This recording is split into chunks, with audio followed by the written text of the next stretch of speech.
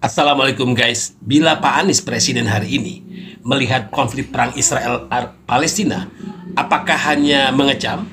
Apakah hanya mengutuk? Apa hanya berdiam tak peduli?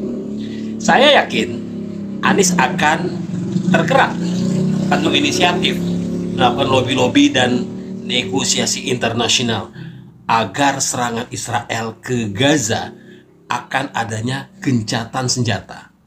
Nah, Anies memiliki daya kekuatan lobby yang bisa mempengaruhi dunia.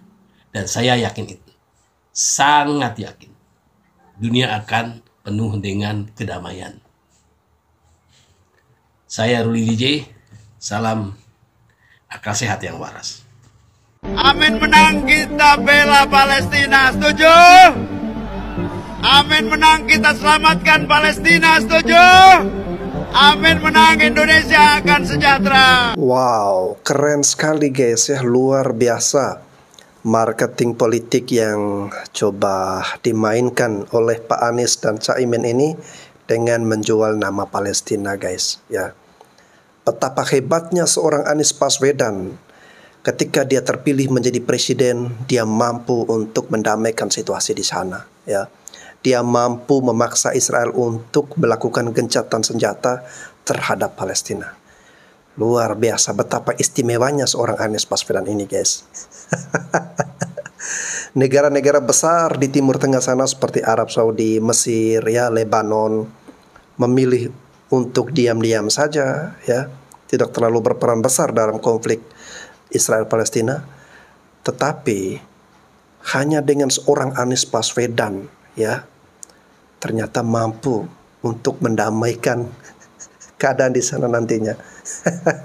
Tanpa mengurangi rasa hormat saya, kepedulian saya untuk saudara-saudari kita di Palestina yang saat ini terjadi konflik dengan Israel guys ya.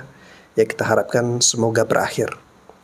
Nah, yang saya lucu dan saya tertawakan adalah pendukung-pendukung dari Pak Anies yang berusaha membangun narasi pembodohan publik ya, dengan menjual nama Palestina, bahwa jika kita memenangkan Anies, maka dia bisa membuat situasi di Palestina Israel menjadi lebih baik ya. Siapa itu Anies Baswedan? Amin menang, kita selamatkan Palestina, setuju? Tidak, saya tidak setuju jika isu menyelamatkan Palestina hanya berbatas retorika bagi seorang calon presiden. Karena kalau hanya seperti itu, besok saya bisa melatih burung beo untuk mengatakan kita akan menyelamatkan Palestina. Bagi seorang calon presiden, yang penting bukan kata-kata ingin menyelamatkan, tetapi bagaimana caranya Anda mewujudkan untuk menyelamatkan Palestina di samping tetap menjaga perdamaian dunia. Itu komitmen konstitusional. Yang kedua, saya tidak setuju jika perjuangan kemerdekaan rakyat Palestina itu dijadikan sebagai alat kampanye politik bagi seorang calon presiden di negara Indonesia.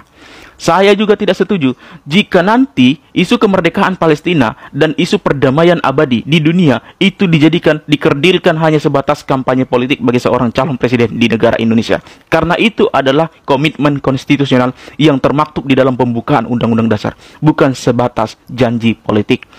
Dan yang keempat, saya juga tidak setuju jika nanti amit-amit Anies dan Caimin menjadi presiden dan wakil presiden, jika mereka berhasil mewujudkan atau membantu mewujudkan kemerdekaan Palestina itu, kemudian itu akan dianggap sebagai prestasi politik, padahal sekali lagi itu adalah komitmen konstitusional negara Republik Indonesia di dalam Undang-Undang Dasar kita. Dan yang terakhir, untuk semua ketidaksetujuan itu, saya ingin mengatakan bahwa jika begitu caranya, saya tidak setuju Anies dan Caimin menjadi presiden dan wakil presiden. Kira-kira begitu. Guys, yang benar-benar pendekar sejati ya, yang kalau kita uji nih antara Pak Anies dan Pak Ganjar, yang benar-benar membela Palestina ya, itu adalah Pak Ganjar ya. Coba kalian ingat kembali peristiwa penolakan timnas Israel berapa ya kemarin, U20 ya, Piala Dunia yang mau bertanding di Indonesia, di mana kita menjadi tuan rumahnya guys ya. Pak Ganjar dengan tegas tanpa ragu-ragu menolak kehadiran timnas Israel ya, sebagai bentuk dukungannya terhadap Palestina ya. Itu kan mengerikan sekali guys ya. Termasuk saya ya, saya tidak munafik. Termasuk saya dan juga teman-teman yang lain ya, bahkan jutaan penduduk Indonesia yang menghujat, mencaci maki Pak Ganjar pada waktu itu guys ya, dengan kata-kata yang sangat-sangat mengerikan, kata-kata yang menyakitkan, semuanya ditujukan, dilempar, dimaki-maki kepada Pak Ganjar Pranowo. Tetapi dia menerima itu semua guys sebagai konsekuensinya ya. Sedangkan Pak Anies di mana? Pak Prabowo di mana? Mereka lebih memilih untuk diam, mencari jalan aman, ya, tidak mau berstatement apa-apa. Nah ini yang mau kita bilang Pak Anies nanti akan membela Palestina, ya. Hanya saja bedanya Pak Ganjar dengan Pak Anies Caimin ini ya. Pak Ganjar tidak mau menjual nama Palestina. Dia tidak mau sembarangan mengatakan kata-kata seperti yang dikatakan oleh Caimin tadi, ya. Bahwa jika dia terpilih dia akan menghentikan konflik Israel Palestina, ya. Orang cerdas tidak akan mengatakan seperti itu, ya. Tetapi beda atau lain halnya dengan pasangan atau paslon Amin ini, ya, yang dengan terang-terangan menyatakan bahwa jika mereka terpilih maka mereka akan memberikan atau menjanjikan rasa aman dan damai di Palestina, ya. Ini kan konyol guys, ya. Yang harus kalian catat bahwa pendekar sejati yang membela Palestina itu Pak Ganjar guys. Bagaimana kita menjelaskannya ketika seorang calon presiden datang ke daerah, yang datang melimpah ruah di jalan-jalan, begitu banyaknya, begitu crowded, begitu meriahnya, tapi ternyata hasil survei capres yang bersangkutan minim saja. Inilah berita yang hari-hari ini muncul. Misalnya berita itu menyatakan bahwa jalanan tumpah ruah ketika Anies Baswedan hadir tapi surveinya rendah. Atau ini judulnya, masa Amin selalu tumpah ruah tapi hasil surveinya minim. Sekali lagi kita katakan bahwa ini sebenarnya tak hanya terjadi pada calon presiden Anies Baswedan, tapi juga terjadi pada capres-capres lainnya, dan tak hanya terjadi pada pemilu saat ini, tapi juga pemilu sebelumnya 2019, 2014, hingga yang pertama kali 2004. Mengapa saya tahu? Karena memang saya sudah aktif mengamati sejak pemilu presiden yang pertama yang langsung di tahun 2004. Dan juga ini tak hanya terjadi di Indonesia, ini pun terjadi di negara modern lainnya, demokrasi lainnya, bahwa ada jarak antara mereka yang berkumpul dengan hasil survei. Bagaimana kita menjelaskannya? Kita perlu masuk ke dalam psikologi politik kerumunan, bahwa mereka yang hadir dalam satu event calon presiden itu memiliki 4 komponen. Komponen pertama adalah memang mereka adalah orang-orang pendukung asli, pendukung tulen yang datang secara sukarela berpartisipasi untuk melihat, mendukung calon presidennya. Komponen kedua yaitu kelompok hore-hore, ini sejenis orang-orang yang memang senang berkumpul, capres manapun yang datang, mereka berkumpul hadir di sana. Ketiga adalah kelompok yang digerakkan oleh I.O. Hal yang biasa dalam berbagai event calon presiden, ketika datang ke satu daerah, ada I.O. yang mengurusnya, dan I.O. pun membuat target. Mereka lah yang memobilisasi orang-orang untuk datang, yang pastilah ini bukan pendukung asli, mereka hanya hadir karena digerakkan oleh I.O.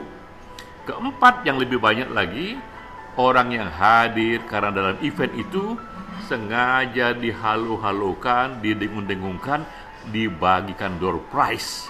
Kadang-kadang door prize yang begitu mencengangkan, dibagikan mobil ataupun dibagikan tiket gratis untuk umroh. Silakan teman-teman bisa mengecek, jika melihat begitu banyak kerumunan, coba cek di sana apakah ada pembagian door prize yang diumumkan untuk mengundang orang-orang untuk datang. Tapi sekali lagi, ini hal yang biasa yang terjadi di semua pertarungan pemilu presiden, tapi kita memang menjadi lebih kritis untuk membedakan bahwa dalam politik kerumunan itu memang bukanlah pendukung yang sebenarnya, sehingga kita pun tak lagi salah mengerti bahwa memang hal yang biasa saja jika ada jarak yang berbeda antara hasil survei dengan kerumunan yang berkumpul kepada salah satu calon presiden. Kita perlu memahami perbedaan antara partisipasi dan mobilisasi. Tapi sekali lagi, ini terjadi di semua capres dan ini terjadi di semua pemilu presiden. Demikian Ekspresi Data bersama saya Denny JA. Oke guys ya, menarik sekali ekspresi data yang disampaikan oleh Denny JA ini guys ya. Oke, dari sini saya sudah bisa memahami ya, kenapa ketika Pak Anies kemarin berkunjung ke Malang, lalu sebelumnya di Makassar guys ya, lalu terakhir kemarin kalau nggak salah di Depok ya, kita melihat kerumunan warga yang begitu banyak guys ya, menyaksikan kampanye yang dilakukan oleh Pak Anies dan juga Caimin ini guys ya. Nah, seperti yang dikatakan oleh Bang Denny ya, kenapa banyak sekali orang yang hadir dalam acara Pak Anies dan juga Caimin, namun di survei ya, bukan hanya satu survei, tetapi hampir beberapa atau semua survei selalu menempatkan pasangan dari Anies Caimin ini di posisi terendah guys ya. Kenapa ini bisa terjadi? Dan ya, seperti yang dikatakan oleh Bang Denny JA tadi, bahwa semua massa yang hadir dalam acara Pak Anies itu bukanlah murni pendukung dari Pak Anies ataupun Caimin ya. Mereka itu adalah palsu guys. Ya, karena seperti yang dikatakan oleh Bang Denny ya, digerakkan oleh IO ya, lalu kemudian datang hanya karena ingin ya hore-hore saja ya, ingin senang-senang cuci mata. Terus yang ketiga ya, karena ada sesuatu, ada kemeriahan, door prize ya.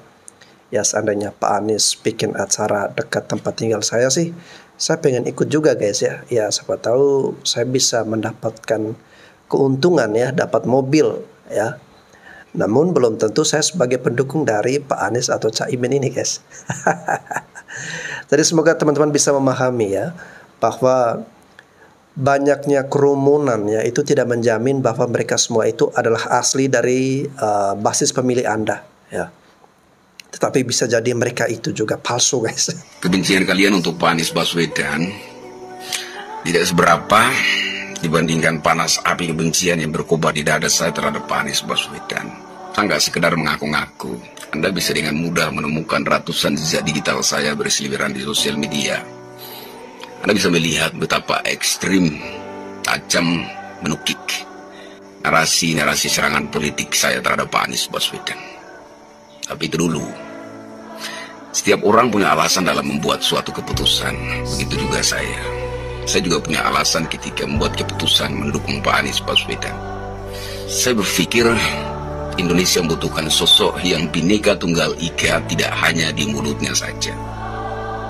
Indonesia membutuhkan sosok yang Bhinneka Tunggal Ika itu benar-benar dibuktikan dalam tindakan nyata. Dan itu yang dilakukan oleh Pak Anies Baswedan ketika menjabat Gubernur DKI. Dia membagi hatinya tidak hanya untuk kaum muslim. Dia membagi hatinya secara adil untuk seluruh warganya tanpa pandang bulu. Baik itu untuk kaum muslim, Kristen, Katolik, Hindu, Buddha, Konghucu. Sama rata, adil, setara. Dan menurut saya, ketika kita mendengar tentang Bhinneka Tunggal Ika, maka informasi yang paling diharapkan oleh telinga kita adalah ada seorang kepala daerah menyerahkan izin bangunan rumah ibadah non-muslim. Itu yang dilakukan oleh Pak Anies Baswedan. Dan sebagai non-muslim, sebagai kaum minoritas, saya rasa saya butuh Pak Anies. Dan maaf bila saya berlebihan, menurut saya, Indonesia butuh Pak Anies. Salam demokrasi waras. Salam Bhinneka Tunggal Ika. sama Bang Kris ya, saya juga minoritas ya. Namun saya memilih untuk tidak mendukung Pak Anies ya. Walaupun sebagai minoritas, tetapi kita sama-sama sebagai bangsa Indonesia ya. Selama ini diperlakukan aman-aman saja ya, hidup aman-aman saja. Ya wajar kalau ada 1-2 kejadian atau permasalahan. Namun itu merupakan dinamika kehidupan manusia itu sendiri ya, kodrat dari masyarakat itu sendiri, manusia itu sendiri, bahwa hidup ini tidak mungkin terlepas dari yang namanya persoalan atau permasalahan ya. Namun kalau kita mau meminimalisir ya, mau menyelesaikan dengan baik, itu pasti ada jalannya ya. Mohon maaf, dengan track record Pak Anies ini sebagai bapak politik identitas, itu semua sudah cukup meyakinkan saya untuk tidak mendukung Pak Anies dan juga Caimin ini. Yang akan membuat Indonesia lebih baik jika Bang Kris dan teman-teman di sini sepakat untuk mendukung Ganjar Mahfud. Memenangkan Gus Muhaimin Iskandar. Assalamualaikum warahmatullahi wabarakatuh. Kami warga Nahdiyin kaum arus bawah sepakat tidak akan memilih Cak Paimin karena telah berkoalisi dengan PKS yang nyata-nyata tidak suka dengan dasar negara Indonesia Pancasila. Jadi pilihan kami Ganjar Pranowo di 2024, tidak akan milih Paimin. Merdeka. Pak Anies baru makan-makan ya tadi di istana. Pak Anies tadi kenapa nggak bawa makanan aja dari rumah? Maaf ya Pak Anies. Tadi tapi pernyataannya Pak Anies tuh keren banget. Bahwa setelah jamuan makan tadi, Pak Anies mengatakan di konferensi pers agar Pak Anies titip pesan bahwa rakyat titip pesan ke Bapak Presiden agar netral gitu. Itu keren banget sih. Walaupun kita sebagai rakyat yang udah pinter ya, tahu gitu ya karena bagaimana mungkin bisa netral, MK aja bisa dicawe-cawe. Tapi ya udahlah, kita prasangka baik aja kan ya Pak Anies, bahwa mudah-mudahan istana netral gitu. Dan sebenarnya saya masih menyayangkan kenapa Pak Anies makan di situ sih. Kenapa nggak bilang puasa Senin Kamis atau bungkus aja gitu, makannya nggak bisa ya. Soalnya ya pernah dengar gitu ya, nggak maksudnya dulu zaman pahlawan gitu sering ada jamuan makan juga kan kayaknya ya, zaman waktu penjajahan dulu. Tapi ya udah, sehat selalu Pak Anies, mudah-mudahan dilindungi Allah Subhanahu wa taala. Adalah lemahnya penegakan hukum. Hello, Pak Menteri, sorry, Bapak bilang lemahnya hukum. Kan Bapak yang Menteri hari ini, Menteri Polhukam. Berarti bukan hukumnya yang lemah, Bapaknya yang lemah. Jadi pernyataan Bapak itu menunjuk pada diri sendiri. Berarti selama Bapak jadi menteri, apa yang Bapak sudah buat? Gagal dong. Karena Bapak bilang hukum itu lemah di masa sekarang, maka Bapaknya yang lemah dong. Jadi jangan mengeluarkan pendapat yang menyerang pribadi sendiri. Blunder Pak Menteri. Mentang-mentang udah jadi calon wapres, ngomongnya begitu. Nah, harusnya Bapak koreksi diri. Sebagai menteri, evaluasi diri, bukan mengomentari kelemahan hukum. Hukum itu tergantung pada orangnya yang melakukan. Nah, Bapak kan orangnya. Kalau Bapak tidak mampu, mengapa Bapak mau jadi wapres? Loh, jadi menteri aja Bapak bilang sendiri hukum sedang lemah. Berarti Bapak yang lemah. Kalau begitu, masa lemah mau jadi wapres? Sebaiknya jangan Pak. Karena Bapak jadi menteri saja hukumnya lemah. Apalagi Bapak jadi wapres, berarti hukumnya makin lemah. Hukumnya lemah di bawah tangannya Pak Menteri Mahfud MD. Pak Mahfud MD. Jadi Pak Menteri, sorry, Bapak lemah. Sekian dan terima kasih. Bersama dengan saya Fritz Alorboy. Jadi begini Bung Frits Alorboi, ya, Pak Mahfud MD ini kan menjabat sebagai Menteri Polhukam, ya. Justru yang Anda harus lihat adalah prestasi Menteri Polhukam saat ini dengan sebelumnya yang tidak dijabat oleh Pak Mahfud MD. Ya. Pak Mahfud MD ini luar biasa loh, berani membongkar kasus-kasus besar, ya, seperti salah satunya kasus Sambo, ya. Lalu kemudian kasus apa ya, Asabri atau apa kemarin, ya. Kasus-kasus seperti itu semua dibongkar oleh Pak Mahfud MD, di mana Menteri Polhukam yang sebelum-sebelumnya tidak punya nyali yang cukup untuk mau mendobrak atau melawan akan hal itu, ya. Namun sebagai Menteri Polhukam jelas kuasanya masih terbatas. Tidak mungkin dia mau merengsek masuk sepenuhnya jika dalam institusi Polri atau institusi TNI di dalamnya ada kelemahan sistem hukum atau apa, dia tidak mungkin bisa mau masuk terlalu dalam, ya. Jabatannya tidak mungkin terlalu meluas sampai sejauh itu, ya. Dia hanya sebagai seorang Menteri Polhukam. Dan beberapa hal-hal lain yang memang secara by sistem membuat Pak Mahfud MD ini tidak bisa leluasa untuk seenaknya atau sebebas-bebasnya untuk menindak atau menangani, ya. Jadi dia perlu alat kekuasaan yang lebih tinggi di atas dari Menko Polhukam ini, ya. Jadi itu yang harus Bung Frits Alorboi pahami.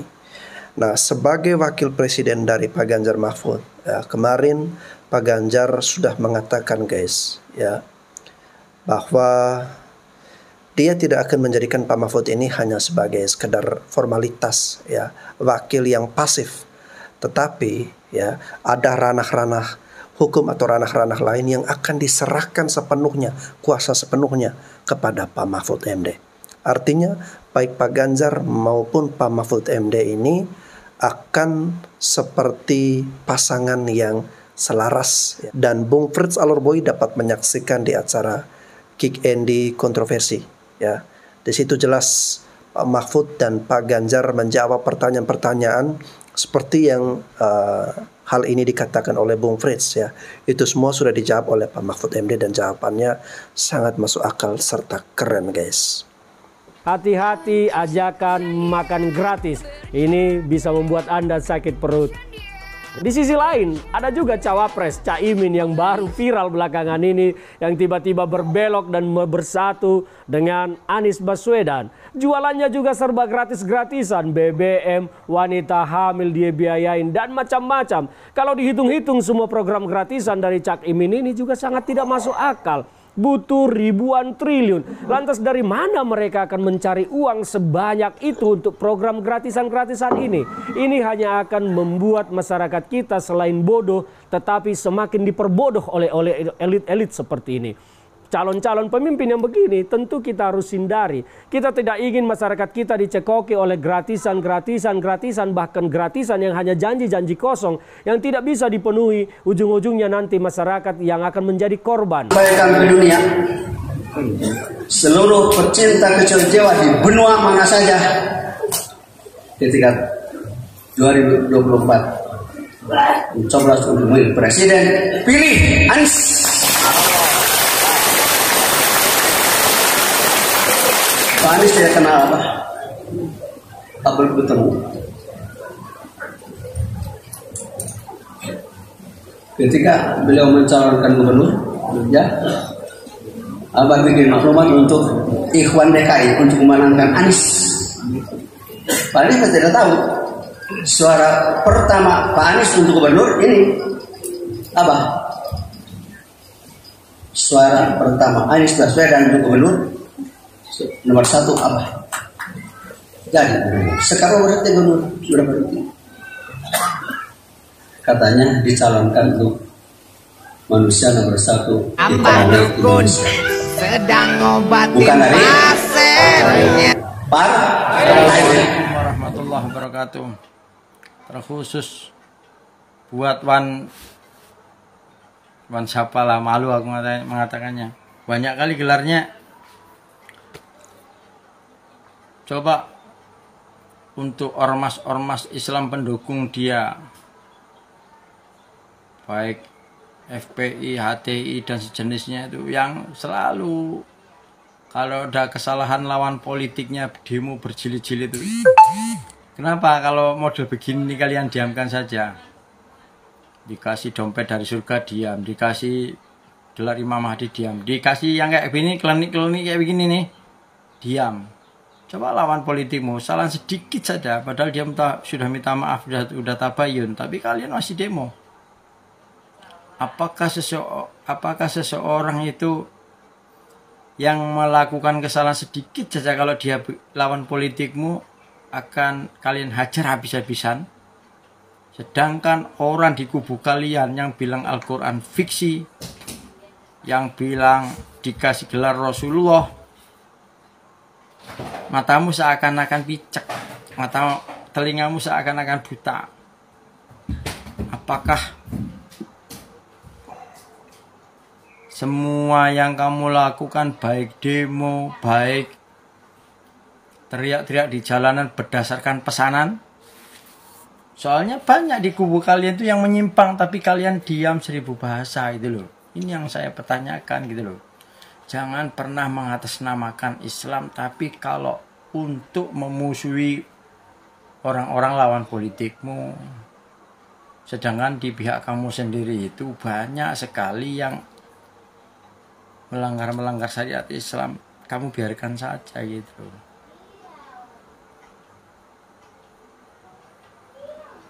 Apakah yang ini model begini harus kita pilih? Model presiden seperti ini harus, calon presiden seperti ini harus kita pilih? Enggak, saya enggak akan milih. Saya tetap akan milih pribumi asli, orang Indonesia asli. Enggak milih model-model seperti ini.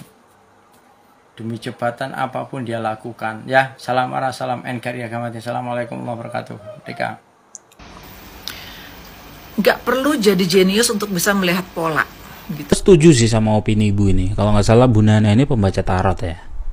Koreksi kalau gue salah ya. Kenapa gue setuju dan apa yang gue setujuin? Narasi yang digulirkan dari kubu Ganjar udah ketebak sih cuy, bakal arahnya kemana. Dari jauh-jauh hari itu. Itu alasan gue pribadi nggak setuju Prabowo ambil Gibran. Meski gue bilang kemarin-kemarin di video gue semudah membalik telapak tangan kalau gue pengen nggak counter isu politik dinasti ini. Contohnya, ketika Gibran bakal maju jadi Walkot Solo kemarin, pihak mana yang ngeyel buat nyalonin meski saat itu lagi pandemi? Banyak yang protes minta pilkada diundur karena pandemi, juga nggak digubris kok, ya kan? Malah Adian Apitupulu tuh yang jadi diehardnya pada saat itu. Soal kemelut di belakang layar yang bilang sebenarnya Mega pengen calon lain alias bukan Gibran, itu debatable lah Mas Ian, ya kan? Masih bisa dikarang lah supaya menjelaskan bahwa Mega prioritaskan keinginan Jokowi dan terkesan selalu dibelain dan keinginannya selalu diwujudin sama partai terkhusus Bu Ketum. Tapi jangan juga lupa ada catatan-catatan yang gua ingat beberapa kali Jokowi nurutin permintaan Mega yang berkeras menempatkan orang-orangnya di posisi-posisi strategis di pemerintahan. Banyak banget cuy. Masih ingat sama pencalonan BG jadi Kapolri dulu yang sekarang jadi Kepala BIN? Mega pengen BG jadi Kapolri, DPR udah setuju, Presiden nurutin, dihalau sama KPK, ditetapin jadi tersangka. BG lewat pra-peradilannya menang dan lepas dari predikat tersangka. Tinggal lantik nih, ya kan? Gelombang protes dari masyarakat muncul nih, yang bikin Jokowi batalin pelantikan BG. Lalu Jokowi akhirnya melantik Badrodin Haiti. Masyarakat pun tenang kembali, tapi tidak dengan markas banteng.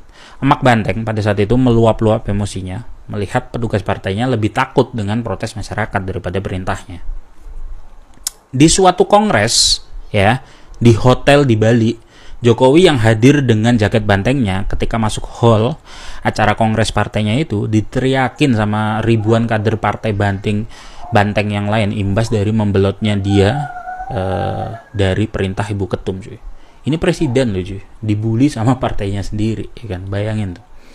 Selang berapa lama kemudian atas permintaan Mega pula lah sebagai gantinya akhirnya Jokowi ngelantik BG jadi Kepala BIN sampai sekarang. Dan masyarakat pun diem, kagak ada yang protes. Padahal mah kalau gue jadi BG ya, kalau disuruh milih, mending gue milih jadi Kepala BIN lah daripada Kapolri. Gue Kepala BIN, gue pegang isu-isu sentral negara cuy, sandi-sandi negara dan segala macam informasi A1 langsung dari akar rumput. Gue tahu iklim masyarakat secara eksklusif. Gue tahu apa yang detik ini sedang diobrolkan oleh masyarakat dari tingkat elit sampai akar rumput tuh. Apa jadinya kalau kepala BIN adalah orang yang loyal dengan ketua umum partai macam Megawati? Coba pikir. Karena kurangnya pengetahuan masyarakat tentang ini, jadi ketika BG dilantik jadi kepala BIN, pada diem semua. Padahal dia sedang menduduki posisi sebagai mata dan telinga masyarakat. Yang bisa jadi semua informasi itu diketahui pula oleh Megawati. Belum kasus Rini Sumarno, belum kasus Harun Masiku dan lain-lain, ya kan? Artinya jangan juga orang-orang awam ini disuguhkan drama murahan sok playing victim gitu loh, yang menggulirkan narasi bahwa Jokowi dan keluarga udah bersikap zolim ke partai dan Megawati. Bagi yang ngerti informasi-informasi orang dalam kayak gua, ketawa sih ngelihat pola permainan kayak gini, ngakak maksimal gua, ya kan? Soal isu 3 periode, oke sekarang kita bahas. Isu itu pertama kali digagas oleh 3 menteri kabinet yang membebek dengan kekuasaan, ya kan? Ada pula 2 pimpinan di parlemen yang siap mengorkestrasi jalannya amandemen undang-undang dan beberapa elemen masyarakat yang emang dekat dengan kekuasaan. Lalu ditanyakanlah ide itu ke Ibu Ketum. Ibu Ketum cuma bilang, coba lempar isu ini ke masyarakat alias cek ombak. Dengan argumen bahwa karena situasi pandemi yang tidak memungkinkan akan ada wacana perpanjangan masa kepemimpinan eksekutif dan legislatif sampai batas waktu yang tidak ditentukan hingga situasi benar-benar normal, kira-kira gitu perintahnya. Masyarakat bergejolak, penolakan terjadi. Lalu untuk meredam, presiden sendiri yang akhirnya menegaskan bahwa dia tidak ingin menabrak konstitusi dan tak bernafsu memperpanjang kuasanya. Isu ini pun selesai dengan sendirinya cuy. Artinya kalau saat itu penolakan bergerak landai alias tak seberapa ada penolakan, ditabrak juga kok oleh partai penguasa untuk memuluskan ide ini. Peran presiden apa? Tidak ada. Jokowi ini kayak Soeharto Medio 97 cuy, yang termakan omongannya Harmoko yang bilang rakyat masih mencintai Bapak, rakyat masih berharap Bapak jadi presiden, masih memimpin dan lain-lain, ya kan? Padahal setelah kematian Ibu Tin di tahun 96 cuy, Soeharto praktis sebenarnya udah pengen lengser ke Prabon. Karena kalau ada yang masih ingat, Pak Harto pernah bilang, saya ini sudah nggak pantas lagi jadi presiden. Karena saya ini presiden top, ya kan? Yang merupakan top ini adalah akronim yang artinya tua, ompong, dan peot, ya kan? Yang sebenarnya masih pengen berkuasa siapa? Ya pembantu-pembantunya macam Harmoko dan bolo-bolonya ini. Dengan Soeharto masih jadi presiden, artinya mereka yang masih loyal itu masih dikaryakan. Gue melihat kesamaan posisi Jokowi di saat isu 3 periode ini bergulir tahun kemarin dengan Soeharto di tahun 97. Soeharto yang kemakan omongan Harmoko akhirnya dia run untuk kesekian kalinya dan menang. Tapi di pertengahan 98 dia dilengserin cuy. Makanya saat itu dia bilang, jika rakyat tak menghendaki saya jadi presiden lagi, saya bersedia kok untuk turun. Karena bagi saya ndak jadi presiden ndak paten, kata Soeharto pada saat itu kayak gitu. Kalau sekarang itu semua dibalik seakan-akan yang pengen cuma Jokowi doang dan partai pengusung utama menolak. Wah, itu pembunuhan karakter sih menurut gua. Jahat sih cuy kayak gitu. Ya kan? Mau menang ya nggak gitu banget lah ya. Dari dulu kok pengen menang kok playing victim gitu loh. Dulu adu kuat playing victim sama SBY.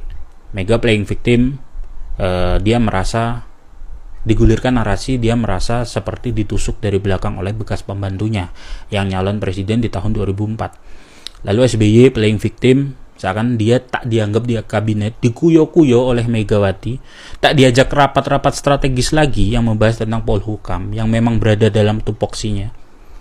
Adu kuat siapa yang terzolimi, akhirnya SBY lah yang lebih banyak dapat simpati dari masyarakat. Menanglah SBY dan Mega, ya kan? SBY dan Mega. Menanglah SBY pada saat itu dan Mega menendam sampai sekarang diemin Pak BY, ya kan? Kembali ke narasi pembusukan ke Jokowi cuy. Gue bilang hati-hati ya, siapapun dari pihak Ganjar yang menyuarakan ini, gue bilang hati-hati ya. Karena gue nggak ngelihat efeknya ke Ganjar gitu loh, nggak ada peningkatan elektoral, malah dengan 2 paslon nasionalis ini terus bertegangan, ya kan? Saling menghantam, malah nguntungin Anies gitu loh. Apa kalian pikir kalau dengan nyerang Jokowi semata-mata akan nurunin elektabilitas Prabowo Gibran dan naikin suara elektoral kalian? Enggak cuy. Suara Prabowo Gibran dan Ganjar Mahfud hari ini masih stuck. Boleh dikatakan udah mentok. Bisa nambah kalau Anies melakukan blunder politik. Malah suara Anies sekarang makin naik sedikit demi sedikit, hari demi hari. Ya kalau kalian serang Jokowi terus, bisa Anies yang run ke putaran kedua. Bahkan bisa jadi pemenang dia. Anies Imin hari ini sedang menikmati betul pertarungan kalian. Ya kan? Ketika dua gajah saling membunuh, pihak semutlah yang diuntungkan. Dia sembunyi di dalam tanah sambil menunggu dua gajah mati dalam pertarungan, dan akan keluar di momen-momen tertentu, di momen-momen yang tepat untuk memakan bangkai-bangkai kalian. Merdeka. Luar biasa ya analisa politik yang disampaikan oleh abang ini ya. Oke, jangan sampai terjadi seperti itu ya. Jangan sampai dua gajah ini sibuk asik bertarung, ujung-ujungnya mati dimakan bangkainya oleh semut tadi ya. Mudah-mudahan tidak terjadi seperti itu ya. Supaya jangan terjadi seperti itu, mari satukan langkah, satukan hati, kita kompak bersinergi untuk mendukung Pak Ganjar dan Pak Mahfud MD untuk menang dalam pertarungan Pilpres di tahun 2024 nanti guys ya. Oke, soal isu perpanjangan jabatan 3 periode presiden ya, itu yang pertama kali digulirkan adalah menteri dari Pak Jokowi ya. Salah satunya adalah Pak Bahlil ya. Pak Bahlil sendiri loh yang ngaku ya. Dan mohon maaf, Pak Bahlil ini mengatakan seperti itu, ya pantas saja dia disemprot oleh Pak Jokowi. Orang yang mengatakan seperti itu karena ingin cari muka ya. Oke teman-teman, terima kasih sudah menyaksikan video ini. Salam satu komando, Ganjar Mahfud menang.